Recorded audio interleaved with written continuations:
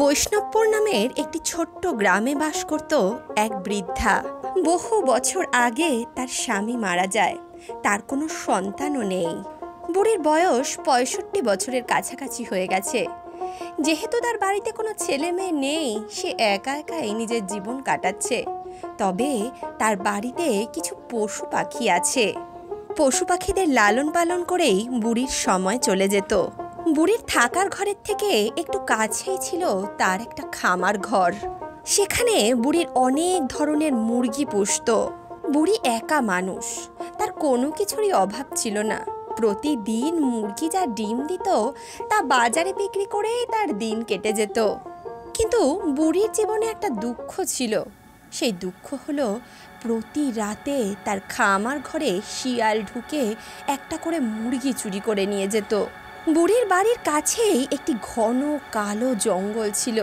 সেই জঙ্গলে বাস করে কিছু শেয়াল। রাত গভীর হলেই তারা হুক্কা হুয়া করে ডাকাডাকি শুরু করে দিত। প্রতি রাতে শিয়াল তার বাড়িতে গিয়ে উপদ্রব চালাতো এবং প্রতিদিন খামার ঘর থেকে একটা করে মুরগি নিয়ে পালাতো।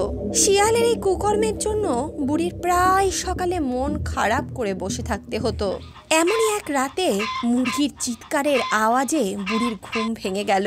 বুড়ি তাড়াহুড়ো করে একটি লাঠি নিয়ে ঘরের বাইরে বেরোলো। বলল, ধর ধর ধর, হায় রে, আজও আমার মুরগি নিয়ে পালালো। ধূর্ত শেয়ালকে ধরতেই পারছি নে, কি যে করি বুঝতে পারছি নে। এভাবেই দিনের পর দিন ধূর্ত শেয়াল বুড়ির খামার ঘর থেকে মুরগি চুরি করে খেতে লাগলো। কিন্তু একদিন বুড়ি একটি পরিকল্পনা করলো। সে খামার ঘরের দরজাটা ভালো করে আটকে দিল এবং চারপাশের ছিদ্র বন্ধ করে দিল, যাতে শেয়াল কোনোভাবেই খামার ঘরে ঢুকতে না পারে। শেয়াল আসবে, শেয়াল এসে যেভাবে সেভাবে খামার ঘর থেকে একটা মুরগি চুরি করে নিয়ে পালালো। বুড়ি যখন এই দৃশ্য দেখলো তখন সে ভাবলো, এবার বেটা শেয়ালকে জব্দ করতেই হবে। বুড়ি ভাবতে লাগলো, আয় বেটা শেয়াল, এবার দেখি তুই কিভাবে আমার খামার ঘর থেকে মুরগি চুরি করে খাস। অনেক জ্বালিয়েছিস আমাকে, এভাবে আর কতদিন চলবে? আমাকে তো একটা বুদ্ধি বার করতেই হবে। আয় বেটা শেয়াল, এবার তোকে ধরার একটা ফাঁদ বানাবো আমি। বেটা শেয়াল, তোকে আমি এবার একটা শায়েস্তা করেই ছাড়বো। বুড়ি বাজার থেকে একটা খাঁচা কিনে নিয়ে আসলো এবং সেই খাঁচাটাকে একেবারে নিজের উঠানের মাঝ বরাবর রাখলো। তারপর সেই খাঁচায় একটা সব থেকে সুন্দর মুরগি রাখলো, যে মুরগিটা তার খামারে সব থেকে তরতাজা এবং সব থেকে মোটা সোটা মুরগি ছিল। তারপর খাঁচার দরজায় একটি রশি বাঁধলো। দিন পেরিয়ে রাত হয়ে গেল। বুড়ি রশির এক মাথা ধরে চুপচাপ গাছের আড়ালে বসে আছে আর অপেক্ষা করছে কখন শেয়াল আসবে আর তার সেই খাঁচায় ধরা পড়বে।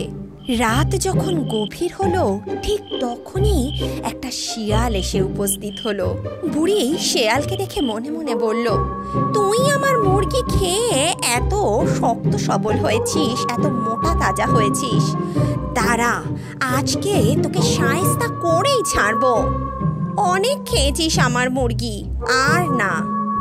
এদিকে শেয়াল গুটি গুটি পায়ে মুরগির খামারের দিকে এগিয়ে গেল।